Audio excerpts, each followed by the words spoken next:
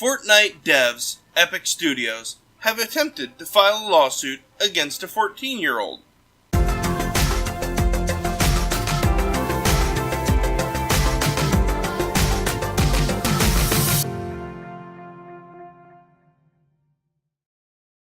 My name is Derek, and you're watching Byte-Sized News. Cheat codes have been around forever. Back in the NES and SNES days, it was a cartridge extension called the Game Genie. Players would have to put their cartridge into the receiving slot of the Game Genie and then plug it into the console.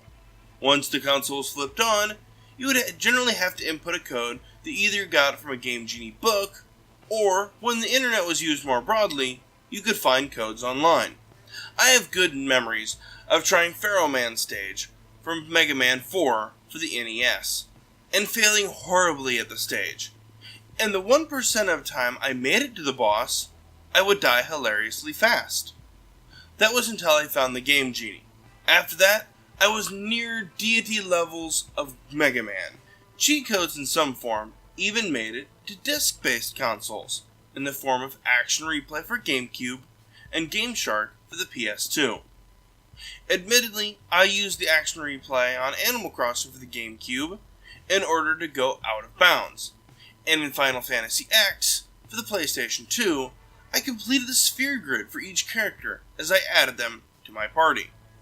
Even in modern games like Dissidia 5, they include options to cheat and adjust the rewards from battle, including money, mana, weapon experience, or skill experience.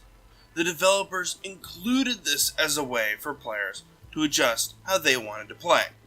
However, not all developers are welcoming of using cheats to increase or decrease the difficulty of a game or to change its rewards.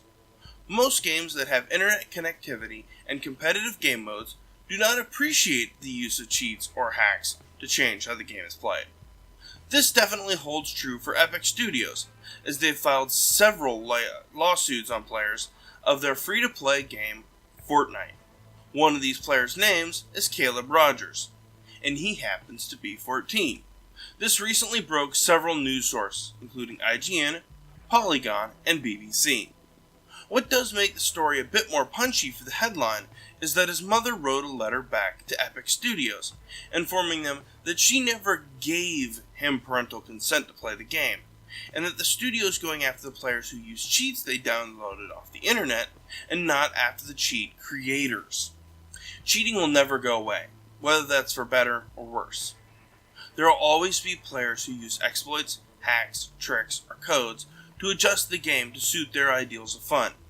Now, while we agree that using such methods during online gameplay that impacts other players is never good, we do also agree that sometimes you want to play Pokemon Red and have infinite Master Balls, and that's perfectly fine. What further muddles the issue is how young Mr. Rogers handled the situation. Epic filed the DMCA against Rogers' video on YouTube, and Rogers filed the counterclaim. Under law, they either had to file the lawsuit or drop the case.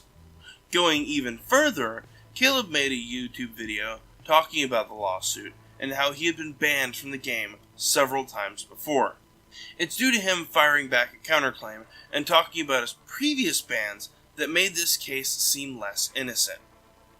On glancing a review of the news article, it seems Big Bad Game Company is coming to kick over a child's sandcastle. However, on further review and analysis, it seems like this kid knew what he was doing, and what impact this would have. Had Rogers not made the retaliation YouTube video and talked about his previous bans, this would probably be a more difficult question. We want to know what your thoughts on this particular case is. Is Caleb Rogers in the right or wrong? Should Epic drop the lawsuit or not? While you're down in the comments, like and subscribe to this channel for more bite-sized news.